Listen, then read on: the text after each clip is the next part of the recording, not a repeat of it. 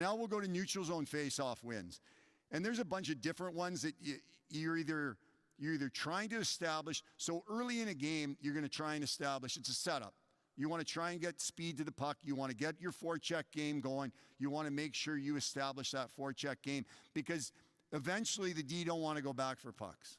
Eventually they're going to give up a little more ice. Eventually you're going to be able to start making plays in front of them because they're scared to gap up or they don't want to gap up the extra 3 feet because they know they got to go back and get a rim puck again. So these neutral zone face-offs, this is a real good way.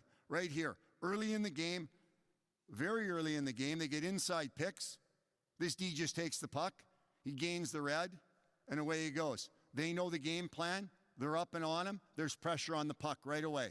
And now they're forcing Boston to do something, pull pucks off the boards, where now Carolina's on them. Same idea here. So if you've got options, if you've got D that are thoroughbreds, like a Brett Burns, you do this. Why wouldn't you? Step inside. Everybody's on the same page. They get those picks, those inside picks. They just step inside, get those inside picks. Burnsy's gone, and away he goes. He gets cut off, but now they've gained possession. They've gained a zone off that because everybody's on the same page. This one here we call a high interchange. So really nothing's going to happen off this, but if Olsson just put his head up on this, he'd have an opportunity for an odd man break or at least an opportunity to have possession entry. This is where the puck goes to the weak side. It's a weak side interchange, so your center is going to swing away, and it's a high interchange, so that winger is going to blow through the high area.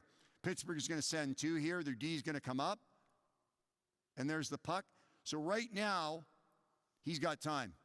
If he took a look, he has time to take this puck and now make a next play if he wanted to.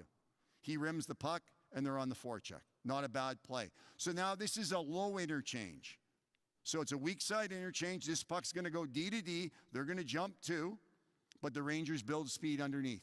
They build speed, and the Rangers had a lot of speed last year. So they build speed, use the middle of the ice, and now they're creating offense. Everyone's on the same page. They know what they want to do. They know what they want to accomplish. They know what their opponent is going to do off this.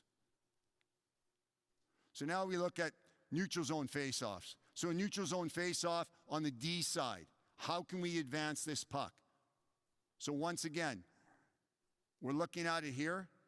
Both the wingers are going to blow. There's an interchange. So a board side interchange, that weak side or that board side winger is going to drive across. Brandon Bollig's going to drive across.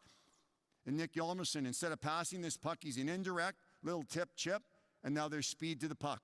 And now there's pressure on the puck.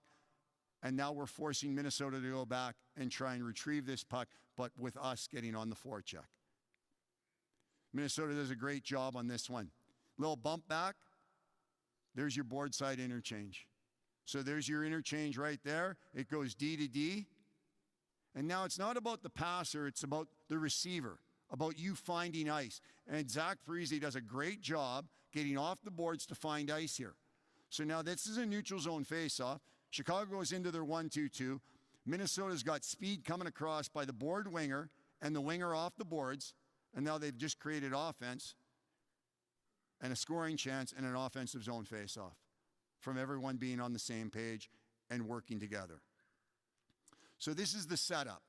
So usually off these face-offs, you're picking and you're going D to D, getting a rim, and you're looking to forecheck. You're looking to flood and get on them and get speed to the puck and force the opposition to have to pull the puck off the boards and make a good play.